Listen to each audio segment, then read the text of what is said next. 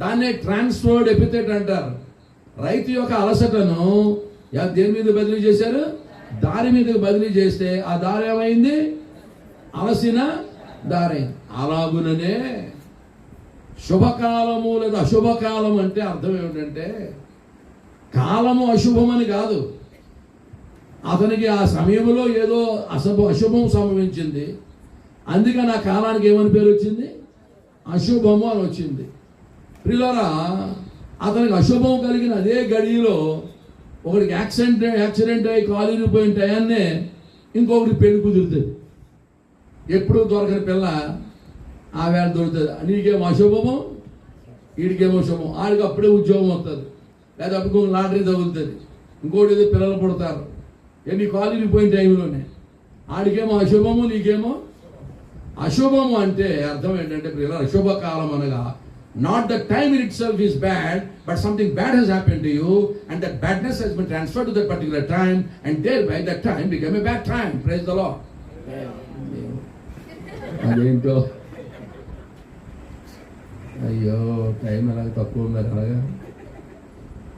అంటే the time in itself is not bad time, because something bad has happened to you. That badness has been transferred to that particular time, and thereby that particular time is called as a bad time. అంటే అర్థం ఏంటంటే నీ కీడు కలిగింది అన్నమాట, దాన్ని transfer చేశారు. Indian మైథాలజీకి Christian థియాలజీకి అదే తేడా. దేవుడు చెప్తారు, God is good all the time. Sunday, Monday, Tuesday, Wednesday, Thursday, Friday, God is good all the time. దేవుడు యాక్చువల్గా అంటున్నాడు, దినములు చెడ్డవి అన్నాడు. ఒరిజినల్గా చెప్పాలంటే అన్ని దినాలు చెడ్డవే, దినములు చెడ్డవి. అంటే అందులో మళ్ళీ మంగళవారం మంచిది, లేదా శుక్రవారం మంచిది ఏం లేదు, మొత్తం దినాలే చెడిపోయింది. అంటే ఆ దినాల్లో భయంకరమైన కార్యాలు జరుగుతూ ఉన్నాయని అర్థం. కనుక ఈ అశుభకాలం అంటే దేవుని బిడ్డలారా, కాలము అశుభం అని కాదు, కానీ కొంత అశుభము నీకు జరిగినందుకు అలా వచ్చిందన్నమాట. ఈవేళ అమృత గడియలు, దుర్ముహూర్తాలు గట్రా ఏమి అబ్జర్వ్ చేయాలని పని మనకు లేదు. దేవునికి స్తోత్రం కలుగునుగా. హల్లెలూయా చెప్పండి గట్టిగా. మీకు ఈ క్లారిఫికేషన్ తెలియాలి. దేవుడు మనకి యేసుప్రభువునందు విశ్వాసం వచ్చిన తర్వాత మనకు వ్యాధుల మీద అధికారం ఉంది, అండ్ పాపం మీద అధికారం ఉండి జయ జీవితం జీవించడానికి అవకాశం ఉంది. చీకటి శక్తుల మీద మనకు అధికారం ఉంది, అంధకార శక్తుల మీద మనకు అధికారం ఉంది, వ్యాధుల మీద మనకు అధికారం ఉంది అని బోధించడం వరకు మనం చేశాం. కానీ ఈ యొక్క పంచభూతాల మీద కూడా దేవుని బిడ్డలకు అధికారం ఉంది. పంచభూతముల మీద దేవుని బిడ్డలకు అధికారం ఉంది. దేవునికి స్తోత్రం కలుగునుగా. అందుకే మనం బాలురమై ఉన్నప్పుడు లోకం యొక్క మూల పాఠాలకు లోబడి ఉన్నాం. ఇప్పుడు మనం బాలురము కాదు. ఏమండి, ఈ ముహూర్తాలు చూడడం, జాతకాలు చూడడం, లక్షలు పెట్టి పెళ్లి చేసుకుంటారు. పాపం ముహూర్తం ఏమో తెల్లారి గంటలు 3 గంటలు 3 నిమిషాలు పెడతారు. ఏం చూస్తాం ఆ పెళ్లి? పాసినోడితోటి, నిద్రకలతోటి. ఎన్ని గంటలకు వస్తుంది? తెల్లారి గంటల 3 గంటలు 3 నిమిషాలు. ఎలా అందరూ చూస్తుండగా చక్కగా పెట్టుకోవచ్చు అంటే ముహూర్తం అంటారు. దేవుని బిడ్డలారా, ఆ యొక్క ఈ పంచభూతముల మీద కూడా క్రైస్తవులకు అధికారం ఉంది. దేవునికి స్తోత్రం కలుగునుగా. చెప్పండి, అడిగి చెప్పండి. హల్లెలూయా. ఈ యొక్క హుదూద్ తుఫాను వచ్చినప్పుడు ఏమండి, దుర్ముహూర్తములో ఏం చేశారట? ప్రమాణ స్వీకారం చేసినందుకు వచ్చిందని చెప్పారు. ఇంక వెంటనే వాళ్ళ పేపర్లో ఏం తెలుసా? పేపర్లోను, టీవీలోను బ్రేకింగ్ న్యూస్ ఏం తెలుసండి? గంగాగ్రహము. ఏంటండి? గంగ కోపం వచ్చేసింది, గంగని శాంతింపజేయండి. దేశమా దేశమా, గంగ కోపం వచ్చేసింది, గంగని శాంతింపజేయండి అని బ్రేకింగ్ న్యూస్ ఎక్కడ పడితే అక్కడ. ఏమన్నా నిజం చెప్పండి, గంగ కోపం వచ్చిందా లేదా దేవుడి కోపం వచ్చిందా? దేవుడి కోపం వచ్చిందా? చేయి పైకెత్తండి. ఇది చేయి పెట్టుకుని పైకెత్తమనంటే ఎందులో తేడా ఉంటుందని ఎత్తట్లేదు. గంగ కోపం వచ్చిందా? దేవుడి కోపం వచ్చిందా? దేవుని శాంతింపజేయాలా, గంగని శాంతింపజేయాలా? గంగ కోపం వచ్చిందనే వాళ్ళేమో హిందువులు, దేవుని కోపం వచ్చిందనే వాళ్ళేమో క్రైస్తవులు. దేవునికి స్తోత్రం కలవు. ఒక విషయం చెప్తాను కానండి. స్కూల్లో టీచర్ ఉంటారు, పిల్లలు ఉంటారు, బెత్తం ఉంటుంది. టీచర్ కోపం వస్తే బెత్తం తీసి కొడుతుందా లేదా డైరెక్ట్ బెత్తం మళ్ళీ బాధేద్దా? బడికి వెళ్ళిన చెప్పండి. అలా టీచర్ కోపం వస్తే బెత్తం తీసి కొడుతుందా లేదా డైరెక్ట్ బెత్తమే బాధేద్దా? మన స్కూల్కి వెళ్ళి గుడ్ మార్నింగ్ టీచర్ అనాలా, గుడ్ మార్నింగ్ బెత్తం అనాలా? గుడ్ మార్నింగ్ పెడతాం నా మేడకి ఇవ్వాలనాలా. గుడ్ మార్నింగ్ టీచర్ అనేవాళ్ళేమో క్రైస్తవులు, గుడ్ మార్నింగ్ పెట్టమని వాళ్ళేమో హిందువులు. హల్లెలూయా. ఇలా చెప్పినా అర్థం అవ్వకపోతే మరి అన్నటికి ఓరకొండవలసిందే. దేవునికి స్తోత్రం కలగాలి. హల్లెలూయా. దేవుని బిడ్డలారా, ఈవేళ ఈ క్లారిఫికేషను దేవుని సంఘాల్లో లేకపోవడంతో చాలామంది ఈ మంచి రోజులు ముహూర్తాలు అబ్జర్వ్ చేయాలా లేదా అని చాలామంది సంసిద్ధంలో ఉన్నారు. నాకు 4 పిల్లలు.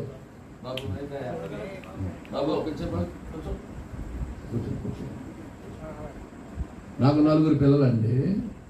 3 కొడుకులు 1 కూతురు. ఈ 3 కొడుకులు కూతురులో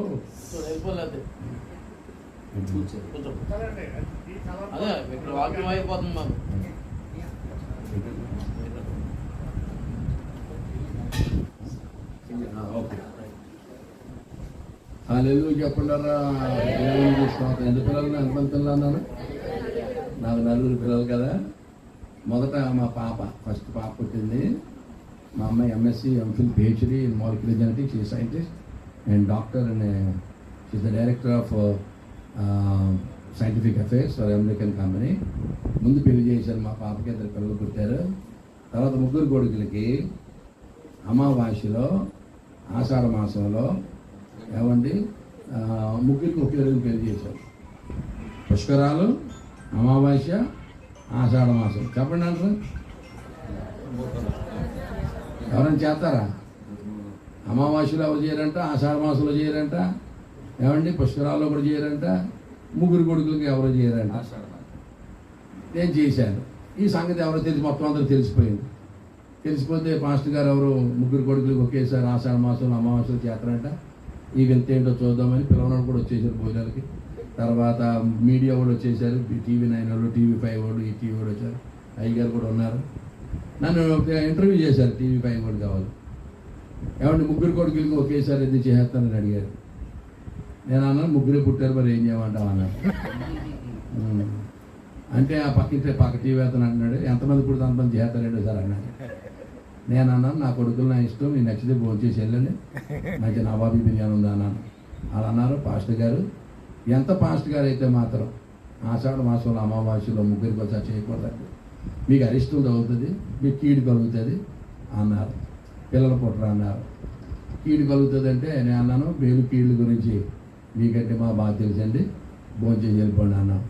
అలా అన్ని పేపర్లో చెప్పారు, అన్ని పేపర్లో రాశారు, టీవీల్లో చెప్పారు, వార్తల్లో కూడా చెప్పారు. పిల్లలు మాత్రం చచ్చినా పుట్టరని చెప్పిపోయారండి. దేవుడు ఏం చేశాడంటే 3కి ఒకేసారి చేసేసానేమో 3 నెలల తేడాలో 3కి కొడుకులు పుట్టేశారు. తర్వాత 2వ కాన్పులో మళ్ళీ కొడుకులు కూతురు పుట్టేశారు. మా ఇల్లు తల్లి పిల్ల హాస్పిటల్ లాగా ఉంది. ఇంటి నిండా పిల్లలే. దేవునికి స్తోత్రం కదా. 7 మనవలు, 7 మనవరాలు, మొత్తం 7 మనవలు మనవరాలు. ఏదైనా ఊరి నుంచి వెళ్తుంటే తాత అని బ్యాగ్ తినుకోగా దేకుంటే ఒకడు పోకుండా ఒకటి పరిగెత్తుకుంటూ కూడా వచ్చారు. చుట్టూ వంగేసి అతను పడిపోతూనే ఉన్నాడు అంటే వదలలేదు. ఒకరిని ఎత్తుకుంటే ఇంకొకటి తొలిలేతున్నారు. అందరూ ఒకేసారి ఎత్తేసుకోమంటారు. పిల్లలు పుట్టరంటే దేవుని కృప. దేవునికి స్తోత్రం చెప్పండి. గర్భఫలం హోమయించు. కనుక ఇప్పుడు గంగాగ్రహము అంటే ఏమండి, గంగకు వచ్చిందా కోపం, దేవునికి వచ్చిందా?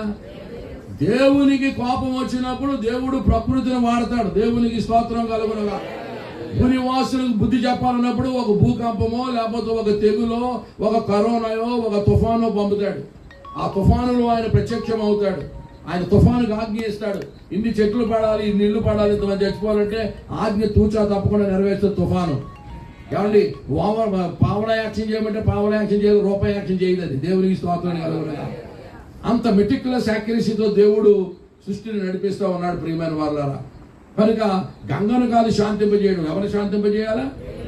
దేవుణ్ణి దేవుని కోపం వచ్చింది. సృష్టికర్తను మరచి జనులు సృష్టిని పూజిస్తూ విచ్చలవిడిగా బ్రతుకుతూ ఉంటుండే దేవుడు ఆయా సమయాల్లో భూనివాసులకు బుద్ధి చెప్పడానికి అనేకమైన తెగుళ్ళు, భూకంపాలు, కరువులు, ఏమంటే రకరకాల తెప్పించి ఆయన భూనివాసులకు అంత తెల్లగా ఉన్న ఆడపిల్లలకి సిగ్గు వచ్చిందంటే ముఖం అంతా ఎర్రగా అయిపోతుంది టర్కీ కోళ్ళ. మన మసి ముఖంలో తేడా తెలియదు. అది మనదంతా మసి బ్యాచ్. ఏ బ్యాచ్? అదే తెల్లగా ఉన్న అమ్మాయికి ఆడపిల్లలకి సిగ్గు వస్తే ముఖం ఎర్రగా మారిపోద్ది. అలాగున నీరట నా సృష్టికర్త వచ్చేసాడు పెళ్లికి అని చెప్పి సిగ్గుపడేసరికి ద్రాక్షారసం అయిపోయిందట. దేవునికి స్తోత్రం కలుగునగా.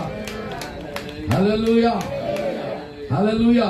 నా సృష్టికర్త పెళ్లికి వచ్చాడని మెల్దిగిపోయి సిగ్గుపడిపోతుంటే మొహం ఎర్రగా అయిపోయి ద్రాక్షరసం అయిపోయిందట. దేవునికి స్తోత్రం.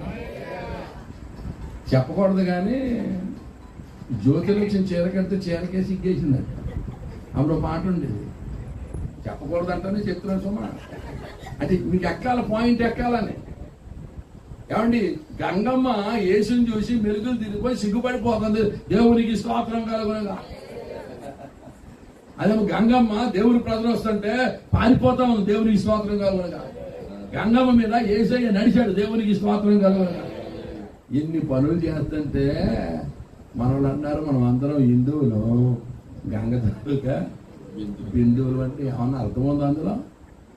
దేవుని బిడ్డ గంగకి అంతగా చీన ఉందటండి. ప్రియా దేవుని బిడ్డ, మనం బాలురమై ఉన్నప్పుడు ఈ పంచభూతాల కింద అధికారం మనం లోబడి ఉన్నాం.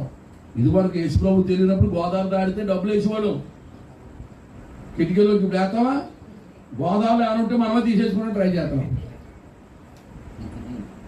ఆ అజ్ఞాన కాలంలో దేవుని కూర్చున్న జ్ఞానం లేనప్పుడు అదంతా ఎలకేజీ చదువు. ఈ ముహూర్తాలు, అమృత గడియలు, వారాలు, తిథియులు గట్రా ఉందా? అదేదో అది ఎల్కేజీ చదువు, అదేదో పెద్ద చదువు అనుకుంటారా? అది ఎప్పుడో మరతటి పక్కనే వేసి మనం ఎంఏకి వచ్చేసాం. దేవునికి స్తోత్రం. హల్లెలూయా. అర్థమవుతుందా మీకు? పంచభూతాల గురించి చెప్పాలంటే తెల్లారి 4 అవుద్ది. కనుక ఇంకెక్కువ భూతాలు కుదిరేసి మూత వేసేస్తే బాగుంటే సరైన టైంకి అందుతాం. దేవునికి స్తోత్రం చెప్పండారా. హల్లెలూయా. బాలురమై ఉన్నప్పుడు లోకం యొక్క ఈ లోకం యొక్క మూలపాఠాలు ఇంకోటి ఏం తెలుసండి? ఇది ఒక్క జ్ఞాపకించుకోండి ప్రియులారా. టీచర్ కోపం వస్తే బెత్తమేసుకుని కొడతాదా లేదా డైరెక్ట్ టీచర్ కొట్టేస్తారా? స్కూల్కి వెళ్ళి గుడ్ మార్నింగ్ టీచర్ అనాలా, గుడ్ మార్నింగ్ బెత్తమనాలా? దేవుని కోపం వస్తే ఏమండి తుఫాను పంపుతాడా? తుఫానికి మనం భయపడాలా? గాలికి భయపడాలా? దేవునికి భయపడాలా? హల్లెలూయా. క్రైస్తవులు ఈ క్లారిఫికేషన్ ఇచ్చి మనుషుల్ని సృష్టి యొక్క ఆరాధనలోంచి బయటికి తీసుకురావాలి. దేవునికి స్తోత్రం కలుగును. Hallelujah, hallelujah. Water turn into wine. దేవుని బిడ్డలారా, conscious water sites master and trust అంటే అప్పుడు ఆయన ప్రసంగం చేస్తానంట. ఓ ఇశ్రాయేలు ప్రజలారా, నీరు గుర్తుపట్టింది తన సృష్టికర్తను. ఇశ్రాయేలులారా, మీరు మీ సృష్టికర్తను మీరు లక్ష్య పెట్టలేకపోయారు, గుర్తుపట్టలేకపోయారు. How sad on the part of the Jewish nation you could not recognise your own saviour, your own Messiah. How sad on the part of the Jewish nation. ఇశ్రాయేలు పట్ల ఎంత విచారకరము. దాని గురించే యేసు ప్రభు మట్లాది వారం రోజుని అడిగెళ్ళి పట్టణాన్ని చూసి ఏడుస్తాడు. నేడైనను ఈ నీ దినమందైనను సమాధాన సంబంధమైన సంగతులు నువ్వు తెలుసుకుంటే నీకు మేలని. దేవునికి స్తోత్రం కలుగునగా. నీరు గుర్తుపట్టింది మెస్సియాను, మీరు గుర్తుపట్టలేకపోయారు ఇశ్రాయేలులారా. మీ యొక్క రక్షణకర్తను, మీ యొక్క మెస్సియాను, మీ యొక్క సృష్టికర్తను మీరు గుర్తుపట్టలేకపోయారు. ప్రియా దేవుని బిడ్డలారా, కనుక మనం బాలురమై ఉన్నప్పుడు లోకం యొక్క మూలపాఠాలకు లోబడున్నాం. ఇప్పుడు మనం లోకం యొక్క మూలపాఠాలు లోబడక్కర్లేదు. చూడండి, ఇంకో ఎగ్జాంపుల్ చేస్తాను. స్కూల్లో టీచర్ వచ్చే వరకు క్లాసు ఎవరు మైండ్ చేస్తూ ఉంటారు? ఎవరండి? లీడర్ మైండ్ చేస్తూ ఉంటాడు. టీచర్ వచ్చిన తర్వాత లీడర్ ఏం చేస్తాడు? కూర్చుంటాడు. అంతకుముందు అల్లరి చేసిన వాళ్ళ పేర్లన్నీ కూడా నెంబర్ మీద వేస్తాడు, బోర్డు మీద వేస్తాడు. టీచర్ వచ్చిన తర్వాత ఈయన కూర్చుంటాడు. టీచర్ వచ్చిన తర్వాత కూడా ఈయన వాళ్తున్నాడు అనుకోండి, ఆడిని ఈయన్ని కలిపి అంతే టీచర్. అలాగే ఏమండి, దేవుడు చెప్పాడు, నా కుమారుడు వచ్చే వరకు పంచభూతాల కింద ఉండండి, మా కుమారుడు వచ్చిన తర్వాత ఆయన మీతో చెప్పినది చేయమంటే మనోళ్ళు ఏం చేస్తారో తెలుసా? ఆయన వచ్చేసి వెళ్ళిపోయినా సరే ఇంకా పంచభూతాల కిందే ఉండి రకరకాల ఏమండి మూఢ విశ్వాసాల కింద మగ్గిపోతా ఉన్నారు. మా పాస్టరమ్మ గారు టీచర్ హెచ్ఎంగా పనిచేసేది. ఆ స్కూల్లో మాస్టర్ ఉన్నారు. ఆ మాస్టర్కి ఒక అలవాటు ఉంది, మరి ఎవరు చేశారు తెలియదు. ఆయన భోజనం చేయాలంటే ఖచ్చితంగా సూర్యుడు కనపడితేనే క్యారేజ్ ఇప్పేవాడు. ఏమండి ఎండాకాలం బాగానే ఉండేది, కానీ శీతాకాలం వర్షాకాలం సూర్యుడు కనపడేవాడు కాదు. తెచ్చిన క్యారేజ్ తెచ్చినట్టు ఎత్తిపోతుందంటే మనిషి బ్లడ్ లేక ఏమండి కేజీహెచ్లో హాస్పిటల్లో రక్తం ఎక్కిస్తూ ఉండేవారు. అప్పుడు టీచర్స్ అన్నారు, మాస్టర్ సూర్యుడు మీరు సూర్యుడు కనపడితే క్యారేజ్ ఇప్పడం కాదండి, సూర్యుడు ఎప్పుడు కనపడితే ఇప్పుడు క్యారేజ్ ఇప్పేయండి అన్నారు. సూర్యుడు ఎప్పుడు కనపడితే అప్పుడు పోతేనే బాబు నీకు దండం పెడతాను, పిల్లలు చచ్చిపోతారు, భార్య అనాథ అయిపోద్ది అంటే ఇనివాడు కాదు. నాకు కూడా కబురు పంపారు, ఇలా చేతనాడు మాస్టర్ అని. అప్పుడు నేను ఆయనకో కబురు పంపించాను, అయ్యా భోజనం చేసే ముందు సూర్యుడికి దండం పెట్టుకొని సూర్యుడిని చూసుకుని తినాలనే ఆలోచన మంచిదే, కానీ ఈ సూర్యుడు కాదండి, ఇంకొక ఆయన ఉన్నాడు, ఆయన పేరు నీతి సూర్యుడు, ప్రభు ఆయన యేసుక్రీస్తు అండి. ఆ నీతి సూర్యుడికి దండం పెట్టుకుని తినేయండి బాబు, అయ్యా భార్య అనాథ అయిపోద్దండి, విధవరాలు అయిపోద్దని చెప్తే అన్నాడు కాదు. పాపం మొన్న చచ్చిపోయాడంట. ఎన్నిసార్లు బ్లడ్ ఎక్కిస్తారు? దేవుని బిడ్డారా, పంచభూతముల అధికారం కింద ఉంటే అంత దారుణమైన పరిస్థితి వస్తుంది. దేవుడు ఆత్మ ఎక్కడుందో అక్కడ స్వతంత్రం ఉంది. దేవునికి స్తోత్రం కలుగును. ఈ దాస్యం అనే కాడి క్రిందకు మరలా మీరు వెళ్ళవద్దు. అదంతా ఒక భయంకరమైన కాడి. ప్రతిదానికి ఒంగొంగ దండాలు పెట్టుకుని బతకమని చెప్పారు మన దేశంలో. దేవుడు అన్నాడు అన్నిటిని అనగదొక్కి అన్ని నీకే దండం పెట్టి బతకమన్నాడు. దేవునికి స్తోత్రం కలుగును. The Bible raise the dignity of the human kind. మానవునికి డిగ్నిటీని పైకెత్తిందండి బైబిల్. ఒంగొంగ దండాలు పెట్టుకుని ప్రతిదానికి దండాలు పెట్టుకుని బతుకుతా జీవించమని చెప్పారు.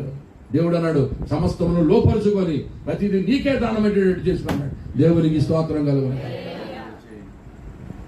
పంచభూతాలు ఒక భూతం కూడా అవ్వలేదు, మరి 4 భూతాలు ఉన్నాయి. టైం లేదు. ప్రభు చిత్తం అయితే తరువాయి భాగం వచ్చేవారు. అంతవరకు చూస్తూనే ఉండండి TV9. దేవుడి మాటలు దీవించును కాదు.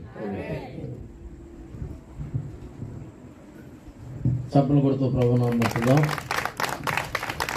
దేవునికి మహిమ కలుగును గాక. మరి మన మధ్యలోనికి వచ్చి అతి తక్కువ సమయంలో మరి చక్కని మాటలు తెలియజేశారు అయ్యారు. ఎంతసేపు కూడా ఉంటారని నేను అనుకోలేదు. అందుకే 5 గంటల నుంచి 6:30 వరకు టైం వేసాను. బైక్ లైట్ కూడా పెట్టలేదు, ఎందుకంటే మరలా గుర్రవాయిపాలెంలో 2 గంటల ప్రయాసం చేయాలి అక్కడ అయ్యారు. కాబట్టి ప్రభు చిత్తమైతే మరోసారి అయ్యగారు మన మధ్యలోనికి రావాలి, వస్తారు. ప్రభుకి మహిమ కలుగును గాక. ఈ సమయంలో కమిటీ వారు ఒకసారి పైకి రండి. చివరి ప్రార్థన ఆశీర్వాదానికి ముందు ఒకసారి పైకి రండి, కాపరికి రండి. కమిటీ వారు వచ్చేయండి. యూత్ లీడర్స్ కూడా రండి. ఒకసారి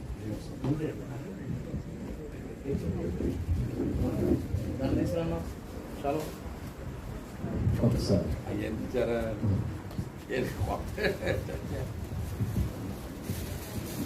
మధ్యలోకి రావడం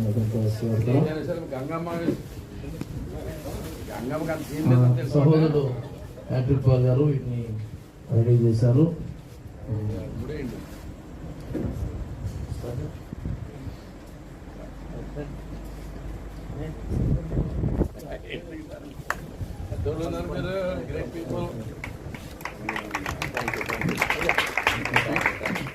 ఒకసారి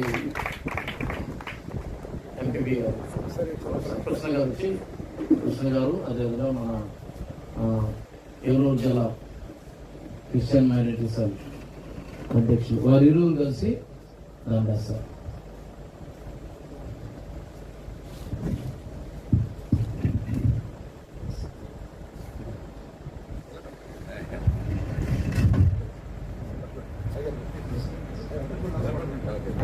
చప్పలు కొడుతూ సంతోషం వ్యక్తం చేయడం. అయినా రావడం చాలా సంతోషం. మరి మన కైకులూరు పరిసర ప్రాంతాలకు వచ్చినప్పుడల్లా ఒకసారి అయ్యారు మేము విజిట్ చేయాలని కోరుకుంటున్నాం. ప్రార్థన చేసుకుని సెలవు తీసుకున్నాం. ఈ సెలవులో రక్షణానంద గారు అయ్యగారు ప్రార్థనతో, సత్యానంద గారి ప్రార్థనతో, సత్యానంద గారి ప్రార్థనతో ఈ మీటింగ్ క్లోజ్ అవుతుంది. ప్రార్థన చేసుకుందాం. అందరూ ప్రార్థన చేసుకుందాం. మహాప్రేమల తండ్రి కృప